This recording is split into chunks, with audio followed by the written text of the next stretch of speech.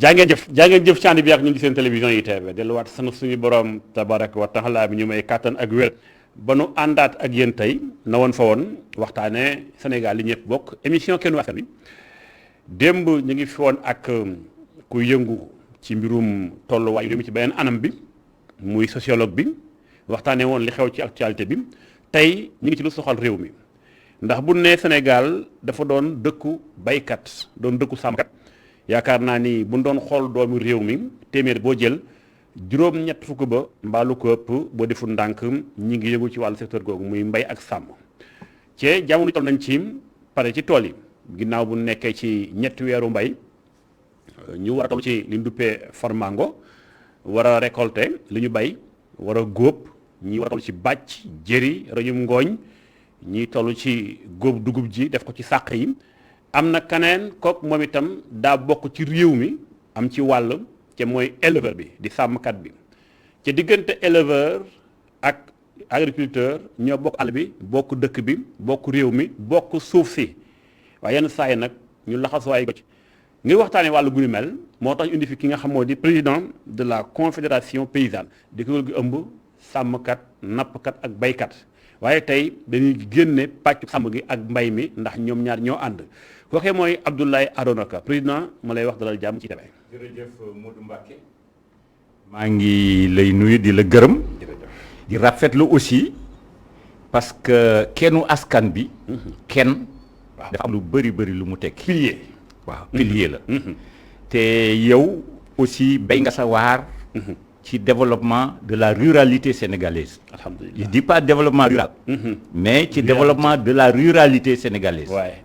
Parce que yëpp ay ñëpp la pour développement am ci réew il faut que secteur d'activité yëpp ñu nekk en synergie nekk ñëpp waaw bu ñu nekkee ñëpp nekk mu nekk ab dànk bi nga xam ne dina mën a bërëng développement avec des projets cohérents donc maa ngi rafetlu sama première dal ci ITV c'est la première fois ma ñëw fi voilà aussi di rafetlu sa yëngu-yëngu ci développement rural bu Sénégal parce que lu am solo la dëgg la jërëjëf lu am solo la waaw ndax koom-koomu dëkk ngir mu dox day tàmbale à la base tàmbale ci dëkk suuf yi jëm kaw loolu lu ñëpp nangu la yow itam ñu lay gërëm ndax it yàgg na liggéey tey bi ma la wooyee li muy xat-xat da ngaa ñëw wuy si sama invitation kon loolu am na lu ko waral alors sant la ci baax gërëm la ci ak mboom ñi nga àndal liggéey bi tey maa ngi koy wax sàng ci bopp émission bi ñuy tàmbali mooy situation bi toll nañ ci farmango defar tool yi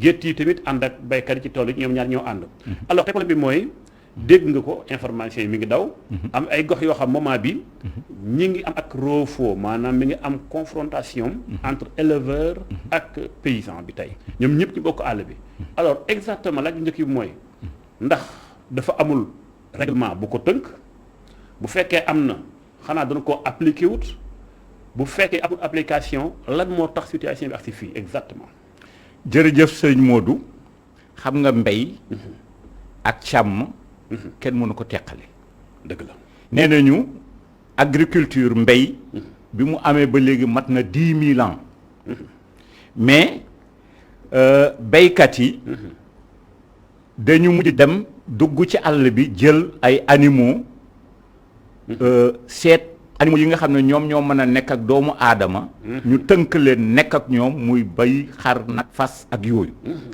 te gis nañu ne càmm banque mbay la ni fonctionnaire bi di tijjee compte ci yenn banque yi bu weer bi dee baykat bi noonu lay tijjee compte ci élevage ba tax na bu jaayee mbéyam fu mu aw jënd fasu naaru góor jënd nag jënd xar jënd bëy jënd gëlëm ba ci ginaar kooku donc mu ngi tijji ay compte dëgg la loolu moo la mooy ponk bu njëkk bi nga xam ne moo la war a wone mbay ak càmm kenn mu leen teqale te ñoom ñaar sotti ci la ak def ci baykat mooy sàmmkat ndax intérêt bi ñu bokk parce que benn la waay mais deuxième point bi moo di que diggante mbayu Sénégal ak càmm def am décret bi nga xam ne le président Léopold Sédar Senghor moom moo ko def. C'est le décret 80.268 MRD/DSPA du 10 mars 1980. décret boobu 10 mars 1980. 10 mars 1980. 1980 ba léegi kon ñu ngi am décret. waaw bu wax lan. décret boobu dafay organiser parcours bétail jur gi fu mu war a aw. ba pare les lieux de pâturage fa nga xam ne ñax fa la war a am. dañ koy bàyyi mu booy kenn du ko bay dañ koy bàyyi mu booy. fii ñax war a am nag ñeenti pàcc la. am na benn pàcc bi nga xam ne pâturage naturel la. ñax àll la buy ñax di sax. beneen pàcc bi jachère la. mooy fa ñu béyoon daaw ñu bàyyi ko. ren ñu béyaat feneen. dégg nga fa ñu béyoon daaw donc dañ koy wëtal. waaw beneen bi. artificiel la. mën nañ fa béy def ay toolu ñax wala yooyu. ci loolu la ñu toll te bariwul Sénégal. voilà beneen bi fa ñu jiwoon la ñu béy ba góob ko. desit ya fa nekk. genre pâturage yooyu ñoo am. léegi nag décret bi ci boppam. dafa gën a saaw jur gi. gis nga tali boo mënti gis. muy la route Dakar Saint-Louis muy tali bi yi jëm Touba wala feneen. de part et d'autre boor bu nekk war nañu bàyyi 50 mètres. loolu la décret bi bind. espace pour saaw nag yi. maanaam mooy yoonu jur gi. yoonu jur gi donc. bu ñu jëlee autoroute. bii dem ba Saint-Louis gauche war nañu bàyyi 50 mètres saaw jur. droite war nañu bàyyi 50 mètres. bu fekkee ne nag possibilité benn yoon rek moo war a am. yoon boobu 100 mètres la ñu war a bàyyi. loolu la décret bi pour mu yaatu ñu cumuler ko. décret bi aussi. nee na fuy jur di naan. fu muy naan. waaw fu mu war a lieu d'abreuvage. moo xam dég la. voilà moo xam mbalka la. voilà. wala fu muy wala fu ñu koy piqûre fu ñu ko ñàkkee. waaw. wala mu nekk parc de vente d'animaux. waaye. dans un rayon de 100 mètres tool waru fa am. waaw ndax dañuy bëgg jur gi am benn liberté bu ndaw. voilà espace. léegi àll bi ay pàcc lañ ko def. mu leer naññ ci décret bi.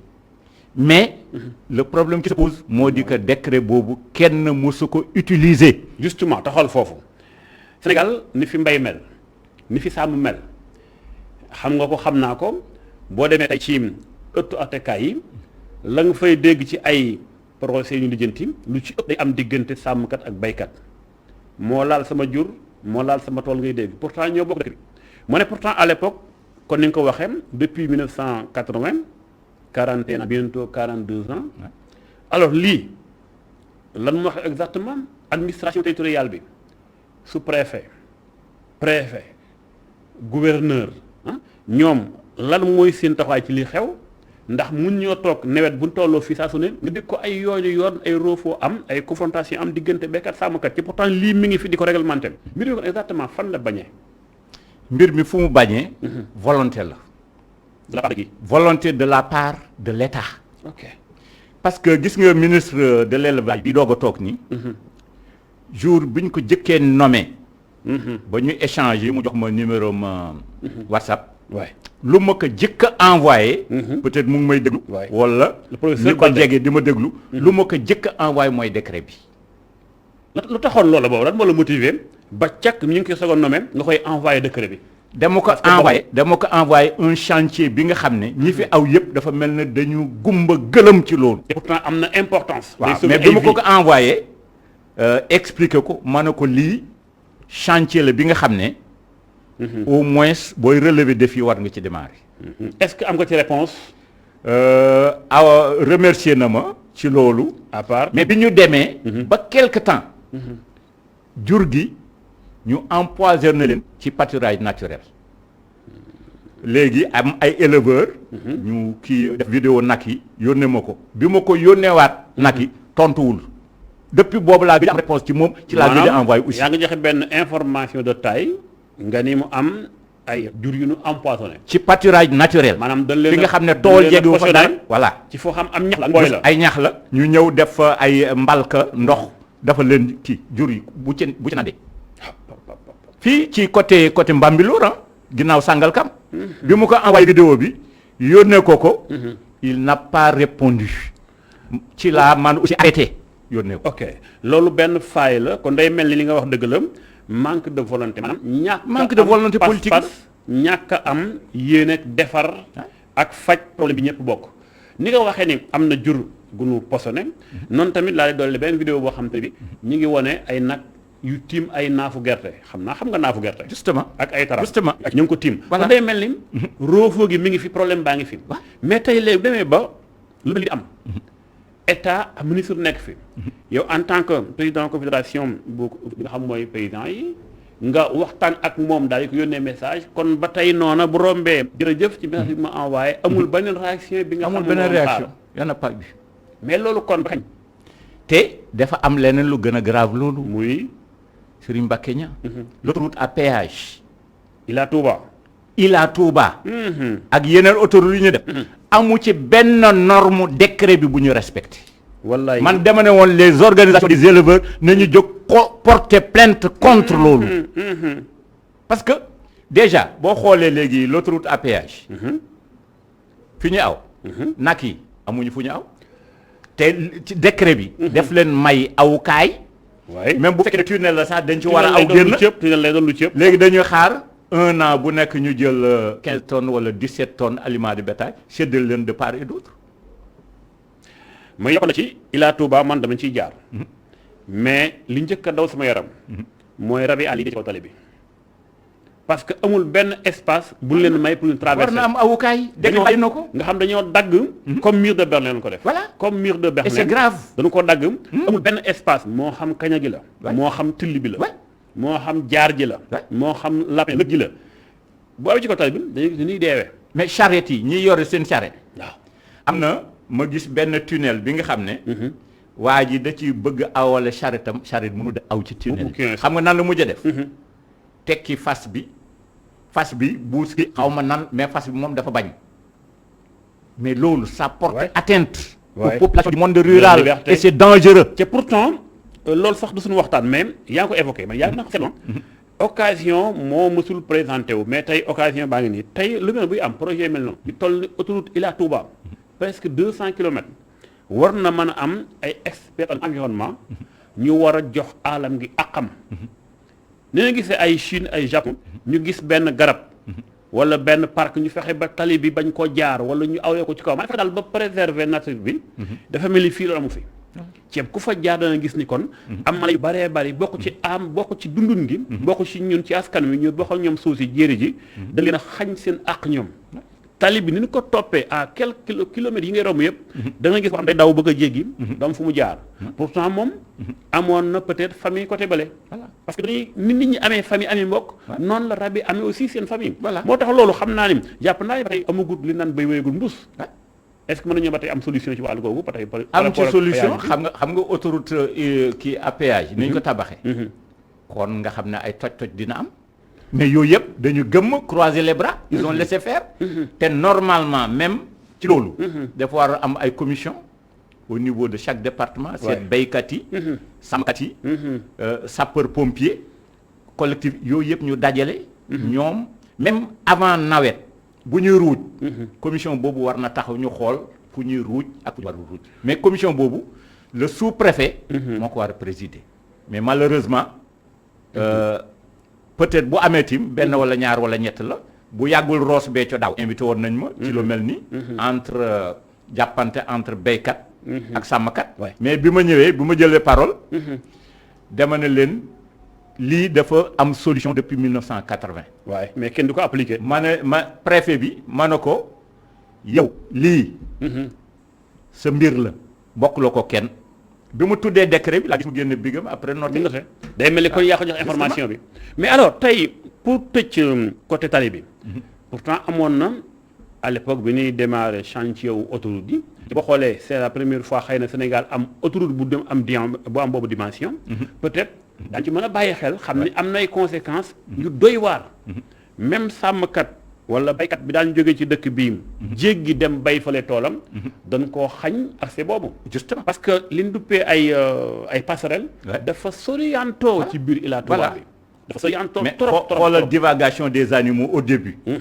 problème yi mu indi problème yooyu yëpp lenn bu amoon saaw bu mu am wala feneen fu mu aw tunnel yooyu du fa am waaye te pourtant seen kàddu jiboon na jamono booba doon naa leen dégg ñoom ñu ko doon kaas ay booru reefaan gox bawol yi mais digluwuñu leen daanaka voilà day wane waat ni kon ba tey dañuy yëkkati ba ci kii mu teg voilà mais di kat ci problème moom loolu nga xam moo di décret présidentiel président Senghor depuis 1980 tey est-ce que bu demee ba tey problème di am te pourtant décret bu génnee jëmbul chaque région commune bu ci ne village bu ci ne daañu xam ni suuf si nii la demee fii mooy fi ñu war a bay voilà fii mooy fi ñu war a bàyyi mais est-ce que borom dëkk yi tamit xam nañ ko mooy chef du village yi mais loolu mooy problème bi xam nga nun organisation nun kuréel yi waaye interface la ñu d'une part entre béykat yi ak sàmmkat yi et d'autre part entre l'État ak ñoom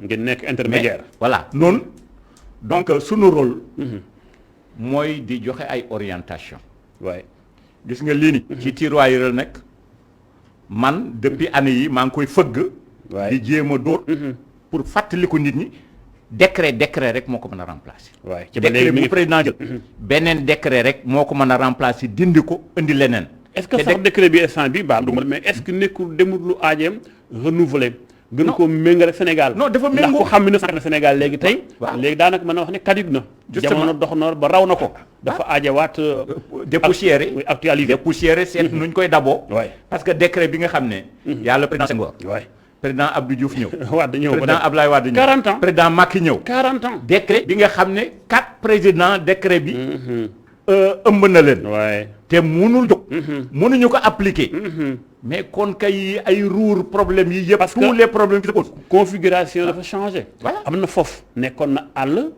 léegi nekk na tali dëkk am na fa wala kër ca tool ba kon léegi configuration bi changé na kon faaw ñu tàngalaat mais ci biir décret bi maa ngi ñëw ci li nga wax parce que c'est très important biir décret bi am na fi nga xam ne dañu defoon des forêts classées bu ñu koy déclassé dafay am commission yooyu mooy ñi ma la doon wax commission départementale ak yeneen sàmm yi ak yeneen béyk ñooñu ñëpp dañu bokk ci commission ak préfet mooy président de commission fu ñu war a déclassé mu ne fii déclassé nañ ko ñu génnewaat yeneen kii teg te ci àll bi ni ñu ko déterminé dafa am ay poto xam nga forêt classée ay borne am na ay poto yi nga xam ne dañ ko peinture blanc bleu waaw moo koy délimité voilà mooy délimité nga xam ne kii fii la yem fii la kii waaw diggante mbedd ak yéeg yooyu 100 mètres lay doon ci forêt classée yooyu mu ngi fa yi ci nekk dañ ko def ci teg ko mu leer nañ mais léegi est-ce que tax la fa nekkoon bu njëkk mi ngi fànn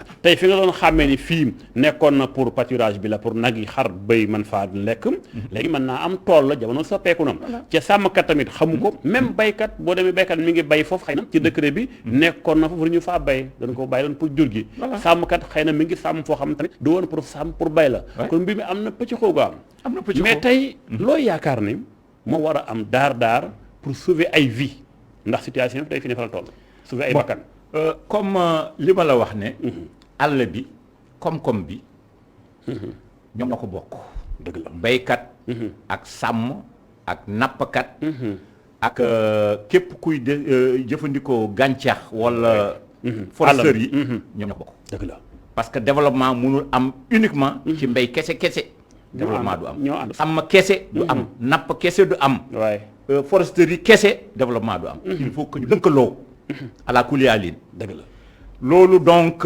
nun plateforme bi xam naa dañ ciy def waaru rëy plateforme yi mooy organisation yi nga xam ne dañu boole béykat boole càmm comme ku mel ni yow kuréel bi nga jiite voilà mais lan mooy doon kon rôle bay xool sax Sénégal bari nay kuréel est-ce que tey yu mel ni bu amee bu conflit amee tey est-ce que kuréel yaa ngi jóg bay seen waar bañ a toog rek bàyyee ko état naan état ak décret bi préfet moo war a taxaw gouverneur wala sous-préfet mais pourtant am ngeen ci xool tamit yéen ay kuréel yi mel ni ki tey li nga jiite seen waaru kuréel yi moo di que bu ñu gisee li nga xam ne jëmu ci kër ñu jéem a dabu ne yoon wi nii la. waaye même état bu waree wàcc yoon. loolu du rôle am nun suñu rôle. comme que dañu ne nun ñoo jiite kuréel yi. waaye suñu rôle mooy ñuy joxe ay orientation bu ñu jëmee fa nga xam ne du fa. ñu attirer l'attention. Très bien. mais décret bi dafa nekk li nga xam ne c'est très très sérieux pour que demain waaye fa kii producteurs yi. muy béykat muy sàmmkat seen nekkin mën a ñoŋ. c'est vrai. ça c'est très important. c'est vrai waaw.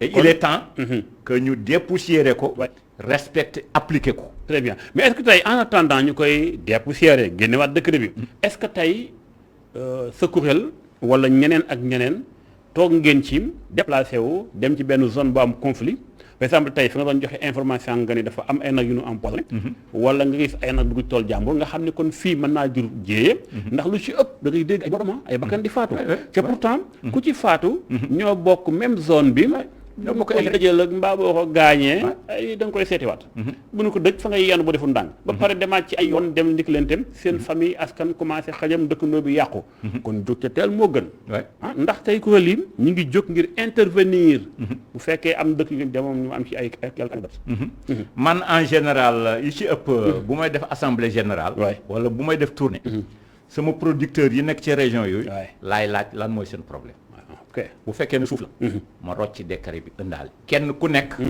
ma envoyé la copie décret bi ma ne leen nañ ko saytu ana bu ñu ñëwee nag ñu def ci ay yendu waxtaan ci waaw fu ma dem feneen muy xorom bu téye suuf ba nga xam ne kenn mënul bay ñu yóbbu ay jumtuwaay ya nga xam ne yooyu dina ko mën a soppi système bu noonu laay liggéeyee avec la confédération paysanne. très bien alors muy la am solo waxtaan baa ngi wéy am nañu antenne bi yéen ñiy bàyyi xel la ITV à travers sunu ay serveur ndax baykat sàmmkat ñoo ñuy bàyyi xel Sénégal lu ëmb réew mi baykat la fii ci réew tax bari na fi ñu nekk ci biir centre ville bi waaye ay baykat yu mag a mag la ñu wala ay sàmmkat yu mag la ñu ndax léegi dafa bari façon wu mbay ñii nga am ay ferme kooku moom des fois du am problème ku ko waral du am problème ku dugg ci toolam kii itam mi ngi am juróom di sàmm mais ñëpp ay sàmmkat lañu ñu bokk yow mi kon waxtaanee ko mënta ñàkk kon ñu ubbi serveur bi ngir ñi bëgg a intervenir dolli seen xalaat ci waxtaan wi ak lu am solution ndax lii aaja na waxtaane loolu mooy taxawaaye tout le temps ITV xool fan la mi nekk ñu teel ko tegal askan wi loolu mooy taxawaay kënu askan wi tey mu am loo xam mënta ñàkk dañ ci am xalaat ndax mooy campagne commercialisation bi su ma jumul xam naa ni le 25 normalement war na tàmbali bala mu yàgg dara prix bi ñu ngi ko fixé à 250 francs loolu de xanaa am nga ci mbégare boo war a wone waaw xam nga 250 francs yu ñu ko fixé moo di ko rek xanaa leeral ne prix boobu ñu ngi ko tuddee prix plancher li mënta ñàkk waaw prix plancher moo di que njëg bi tëral nañ ne que 250 la mais kenn amul droit day am benn arrêté bi nga xam ne dañ koy def ñu ne kenn amul droit jaayee lu yées 250 dëgg la képp ku ko def wàcc nga yoon mën na ñëw fekk gerte ga jëlaat ko yow mi doon jënd aussi yoon mën na la topp donc on ne peut pas vendre en deçà des 250 mais on peut vendre plus au-delà des 250 oui ça c'est vrai pour protéger baykat bi pour protéger baykat bi parce que bu njëkk mbapatkat yi dañu doon toog ba nga xam ne dina am moment bi nga xam ne baykat bi toll na ci làpp waaw nga xam ne kër ga la fa presque dara du fa am waaye bëgg-bëgg yi bari na dëgg la ak yooyu léegi nag mu déplacé wu ñëw ba ci tool yi gaare ay otom di jënd ci njëg ga nga xam ne njëg gu doy waar la waaye loolu nag moo tax arrêté bi après ñu jël ko pour mën a protéger baykat yi alors yàgg ngeen dem ci àll bi di xool nguur gi daaw waxoon nañu 1,9 million tonnes ren xam naa manqué na noo gis ren nawet bi ak changement climatique bi nemmeeku comme que yow sa xam-xam naam wala sa gëstu dafa màcc mbirum gàncax ak jiw waaw léegi comme ni ñu ko waxee ren répartition production bi répartition taw yi waaw moo xaw a yéeme tuuti. parce que boo demee au sud. waay du jàpp Casamance Tamba côté yooyu. macha allah taw bi aw na yoon gaaw na taw yooyu. waay. mais boo ñëwee ba au milieu. du jàpp Kaolack Kaffrine. ci zone centre bi. waaw zone centre bi. Kaolack Diourbel. waaw. Kaffrine. Voilà. gox yooyu. xaw na tane. xaw na tane. ok. xam nga fële baax na. mën nañ ne sax fële c'est excellent. Fii mais daa fii tane. xaw na tane. mais boo demee au nord. côté Njàmbur ak Ndar. c'est hypothétique. waaw parce que foofu. wër naa toolu gerte yi. mais loo gerte boo yëkkati presque pupp ngay gis parce que gerte du am. ndax ñàkk ndox pratiquement waaw. tawul. ba pare aussi qualité jiw bi aussi ci la. qualité jiwu bi. qualité jiw aussi justement ci la. bu ñu waxee jiwu Sénégal. kan mooy dëgg-dëgg responsable semence bu baax ci réewum Sénégal. Les centres de recherche. ISRA bokk na ca ISRA. université yi ñu ngi fi. yeneen centre de recherche yi ñu ngi fi. ñoo ñëpp ñooy responsable semence parce que jiwu. day dee ni doomu aadama di dee. jiwu gerte. dafa am espérance de vie. dafa am espérance de vie jiwu gerte. def naa dundam yu ci ëpp du dépassé def naa juróomi at. waaw jiwu bu nekk dafa am dundam. est-ce que tey. jiwu bi nga xam mooy gerte fure gi. xam nga ngeen koy wooyee scientifiquement yéen béykat yi wala experts yi xam naa ko mel ni docteur Macoumba Diouf dana xarañ ci yooyu moom dana xarañ ci yu mel noonu. mais tey est-ce que dëgg-dëgg jiwu ñu ngi koy tànn ni mu waree. parce que am na ko taxaw fi nga taxaw barki démb. dafa ñaawlu bu baax mbirum jiwu ni ko Sénégal di saytoo nee naa ko nag loolu ana lan moo ci cëru béykat dëgg-dëgg mais tamit bu fekkee Sénégal dafa am ay gëstukat yu nu sàlloo saytu wàllu googu ISRA bokk na ca. ci ba léegi Sénégal xam nga ni buñ bëggee jóge fi ñu ne ci wàllum ndóol il faut ñu fonk mbay mi mais mbay nag jiwu bu baax mooy tax nga récolter lu bari. justement xam nga li nga wax dëgg la gis nga jiwu dañ koy saytu. waaw ndax dañu toll ci jamono bi nga xam ne. jamono xam-xam la. waaye recherche. dañu war a mettre l'accent ak doole. ci recherche. très bien ndax sëñ Modou. en 1960 tout le temps dama ciy jël exemple. très bien le Sénégal faisait une population de 2,5 millions habitants. 1960. waaw 1960. 2,5 millions habitants. daanaka daal ay Pikine ak Kër Massar ak Guédiawaye boo ko boolee jamono booba. 2,5 millions Sénégal yëpp. wallaay ni bon léegi. nous faisons 16,7 millions habitants. bientôt 17 millions kon. alors que les mêmes terres qui faisaient vivre le Sénégal en 1960, la surface agricole utile tourne autour de 3,4 millions hectares. 3,4 millions hectares. 3 millions yu ñu mën a bay.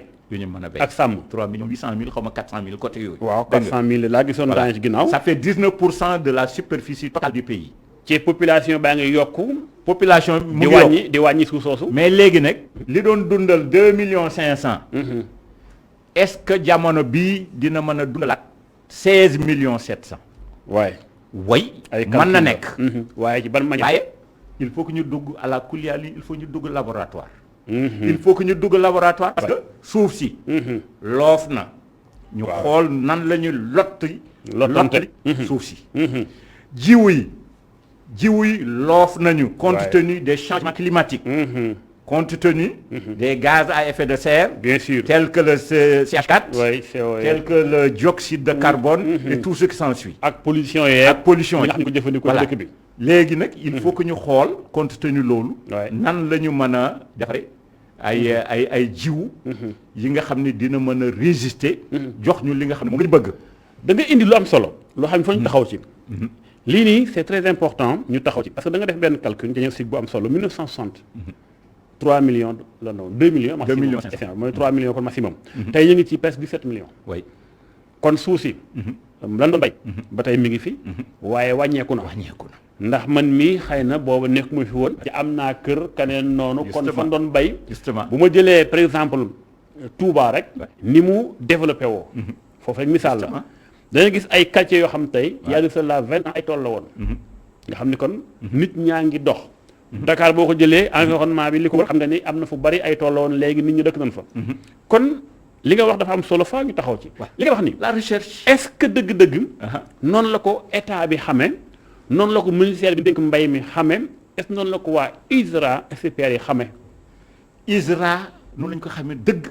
état bi aussi noonu lañ ko xamee dëgg. ba bokk nañu woon ci benn programme bu tuddoon la WAP. C'est le programme de la productivité. De l'agriculture de l'Afrique de l'Ouest. ok ñoom xeetu meññeef yu bëri ñu ngi ko doon lottanti. di xool fa nga xam ne dañu doon am 1 tonne 500. ñu am fa 5 tonnes wala 6 tonnes. à l'hectare. à l'hectare. très bien. def nañ ko ci ceeb bi. actuellement presque Sénégal ñu ngi presque 8 tonnes sur le plan mondial. noonu fi ñu egg. ci kii bari na ay dëkk yi nga xam ne dañuy béy ceeb amuñu ko. kon Sénégal am na semence jiw ceeb 8 tonnes à l'hectare. am na 8 tonnes des fois day tendre même vers 9 tonnes. mais xanaa kon rendement taxawal. xanaa kon loolu bu amee buñ ko jëfandikoowee li naan autosuffisance en riz bi ñu yàgg wax depuis des années mooy moom sa bopp ci mbirum ceeb ba jëgaan ceeb gi wàññeeku loolu kon moom fan la amee tàggatee mbéw baag léegi. sëñ Mbacke Niang. dafa am benn borom xam-xam bu tudd Malthus. nee na le monde. croît la population mondiale croît exponentiellement. waaye léegi ñu tendre léegi mu doubler. waaye waaw mais les trucs vivrières. des semences ak kii gàncax yi. ak la aliment ça régresse dangereusement. nit ñaa ngi yokk li ñu dundee mi ngi wàcc. mu ngi dund mu ngi wàcc. léegi nag benn solution rek moo am. mooy chercheurs yi. waaye. ñu tatouer leen xool ñu kii leen. dajale leen. ñu dugg dans les labos. ñu xool. très bien yan xeetu xam-xam la ñuy def. seet pour mën a booster. xeetu meññeef yi. ndax bu jamonoy dox. voilà muy gën di metti. waaw science moo ñu ci mën a génne. léegi science ak biotechnologie. waaye moo ñu mën a génne ci loolu. léegi ceeb bi. def nañ ci ay kii record gerte gi. waaye newoon naa la que am na ñaari variété à haut rendement yi nga xam ne. dañu ko mettre sur pied. mooy benn variété gerte bu tudd Rafet Car. waaw variété boobu mu ngi génn 3 tonnes à l'hectare ak ñeenti tonnes ngooñ. 3 tonnes à l'hectare. 3 tonnes à l'hectare. bi fi nekk nii moom lu muy gën dana mat 600 kilos à l'hectare. peut-être ay 600 côté yooyu. 700 800 kilos peut-être une tonne boo ko amee nekk jàmbaar. waaw parce que c'est des semences aussi qui datent de 70 ans. dafa jeex na périmé na. yi ci ëpp yi ñu utiliser fi semences yi. c'est des semences qui datent de 70 ans complètement obsolètes. waay te nun actuellement nii. sunu ngóora. warul mën a nekk. waay béy nañu ren am nañu 1,675,000 tonnes. non. kon gàcce la pour Sénégal. non gàcce la pour Sénégal li fi ne ci ay waxambaane ndox meeg suuf si. gàcce la pour Sénégal parce que. potentiel bi mu ngi fi. jiwu yi nga xam ne defaroon nañu ko war ko vulgariser. war ko tas ci àll bi depuis 2016. jiwu yooyu mu ngi ñu teg kenn joxewu ko te jiwu yooyu buñ ko utiliser woon. lu mu bon Sénégal dinañu egg ay 4,5 millions hectares jël 5 millions de tonnes 4,5 millions tonnes du moins. 4 millions 4,5 tonnes. moment bi bu ñu amee 1 million. oui mbaa 2 millions yu baax ñu commencé bàkku te nawet bi baax na mais du ngóora. waaw mais kon exactement taxawal Abdoulaye Arona Ka dama jaxle parce que potentiel bi ñu am ci gerte utiliser wuñu ko ak ceeb ci Sénégal nekk daanaka ci famine laa la mën a wax parce que li ñu dund nii ci ceeb aussi li ñuy wax ne mu ngi yokku waaye ñu ngi importer y a des facteurs y a la fameuse théorie de Malthus bi mu naan ne nit ñi ñu ngi yokku waaw léegi presque ñu ngi 17 millions 16 millions 700 bu baax la ñu def waaye dañuy lekk bien sûr bon leneen li aussi day kii te aussi dafa am ay facteurs yu bëri yu am aménagement hydro-agricole yi nga xam ne dañ koy def pour nit ñi béy fa ceeb waay gis nañu que 1 tonne de riz am na mbokk mu fëgg baal ñu xool ndax moom day bay ceeb day bay mboq wala day bay gajaanga mbokk salaamaaleykum allo yaa ngi ci ban gox ak noo tudd ñi ngi lay diglu mbokk mi noo tudd ak foo ñuy wooyee.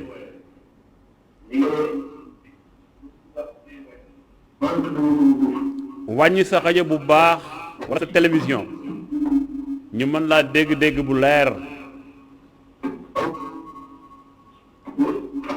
Diouf nag Diouf bisimilah Diouf ñu ngi lay déglu.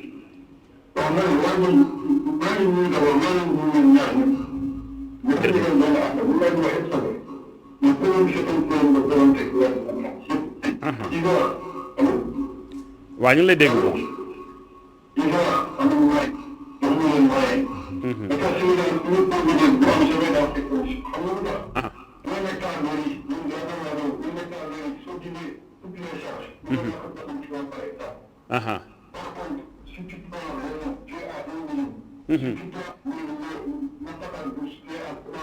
Ouais.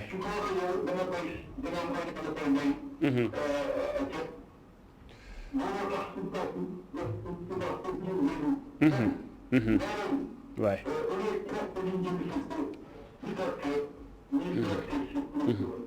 Ouais.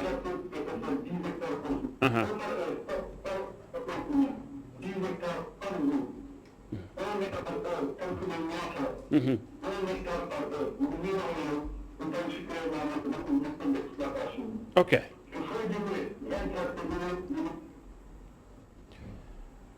Voilà dafa mel dafa rëcc am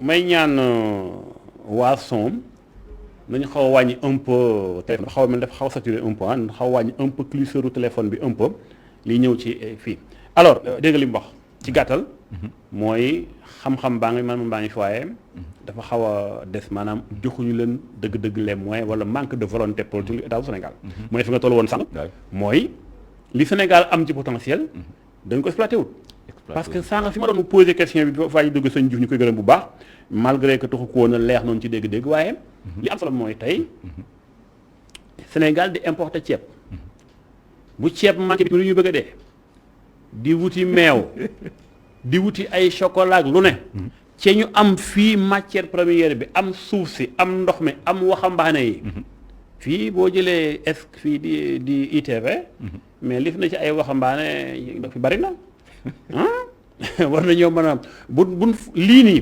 buñ ko woon di ko bay waxuma la ñu bari daal ñu dem ci mbay mi parce que foofu mu ëpp ay milliards gis nga Senghor bi muy implanté la compagnie sucrière waay bu mu joxe autorisation dañ ko ne woon suukar du fa mën a sax ku ko waxoon loolu les techniciens parce que suñ suukar mu ngi doon jóge France waaw ak yooyu léegi nag ñoo bëgg a nax rek ñu ne ko léegi nag suukar du fa sax ñoo bëgg a nax bu ñu koy jaay tout le temps parce que dafa am lii dafa am lii dafa am mais Senghor était têtu waaw da nga ko loolu bi ñu gis nga actuellement ni rendement yu ñu am ni ci canne à sucre amul benn dëkk bu am amul y en a pas te pourtant ñun ba léegi problème suukar ñu ko am ceeb bi aussi dañu am problème suukar ba léegi de les intrants bu ko béykatu ceeb bi jotee intrant normal rendement bi ñu mën a am fii Sénégal amul beneen dëkk bu ko mën a am très bien léegi sunu gerte gi comme variété yi nga xam ne dañ ko génne c'est dans la sous-région la WAP waay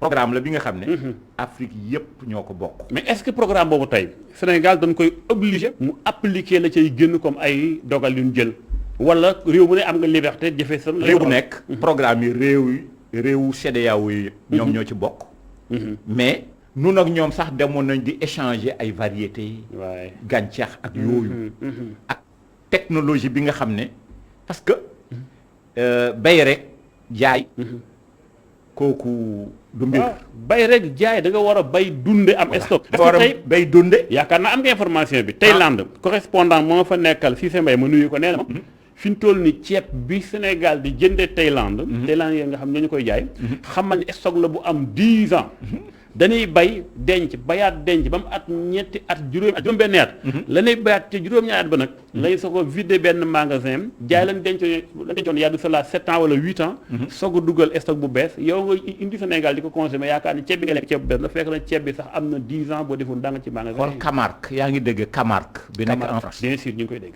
dañuy bay ceeb li ñuy bay ceeb bariwul mais dañ koy bay ba pare waaye ñu baxal betterave dugal ko ci ceeb bi génn xonq cur moom la ñuy exporter au Canada aux États-Unis et que dans les grands hôtels xam nga kilo bi ñaata lay jar kilo ceeb boobu mu ngi ci ay 12 000 CFA wala 15 000 francs. boobu kilo ceeb saako ceeb la Sénégal. ah ils ont créé une plus-value. waay valoriser ko. loolu mooy mbay ceeb bi boo ko xoolee nii avant ñu koy togg boo ko xoolee nii rek mbégte la. wallaay ndeysaan.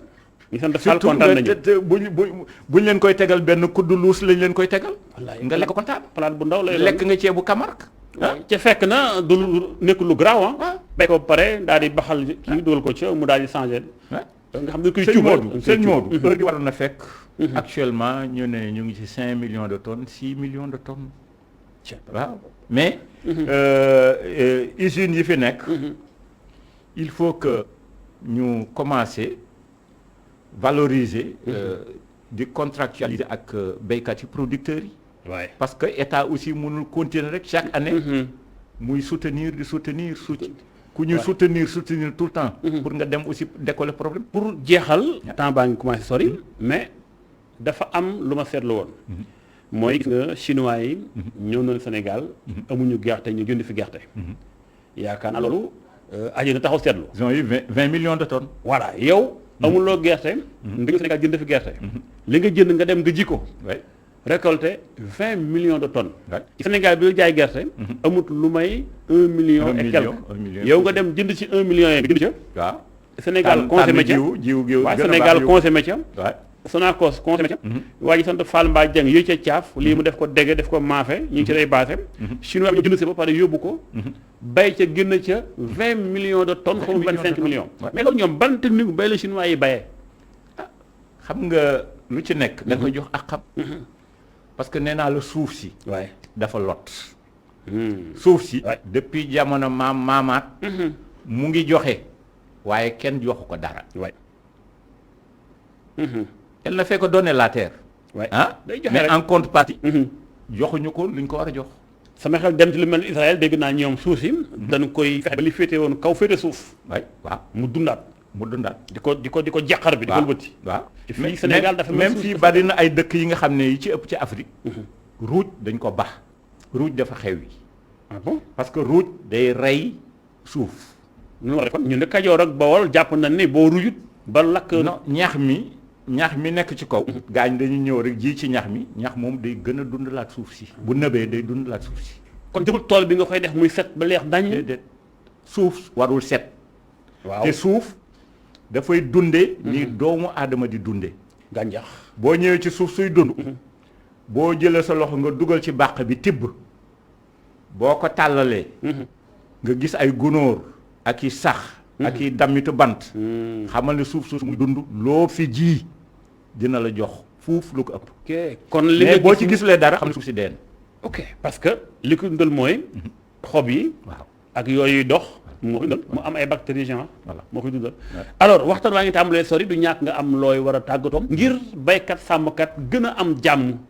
ci tool yi ñu seq ak àll bi ñu seq ndax loolu moo doon dëgg suñu waxtaan ndax xam naa mbirum mbay moom il faut ñu gën ci waxtaan ak yow xam naa dundee suuf si Cheikh Sall ak Assane Top ci xaw ma nan la koy waxee alaaka ca rajoom daañu waxtaan ak yow dinaa fexe ngeen am jëlante contact parce que li nga génnee fii ci xam-xam ci mbirum jiwu dafa aaja gën a tas ndax nag Sénégal maa ngi wax sànq dañoo xiif dañoo xiif mënta weesu li ngay lekk lépp lu ci ëpp da nga koy jëlee bitim réew Covid bii rek tax na ba njëg gi yëpp a yokku na xiif mënta weesu loolu bu nu amoon autonomie ci yenn yi kon duñu àgg duñu yëg fii dara problème te pourtant tool yaa ngi fi ndaw yaa ngi fi jiwu yaa ngi fi mais il faut ñu génne ko jox ko baykat yi ñu bay ko mu meññ Sénégal maanaam la mu dundee moom boppam voilà loolu daal actuellement fi ñu toll nii waaye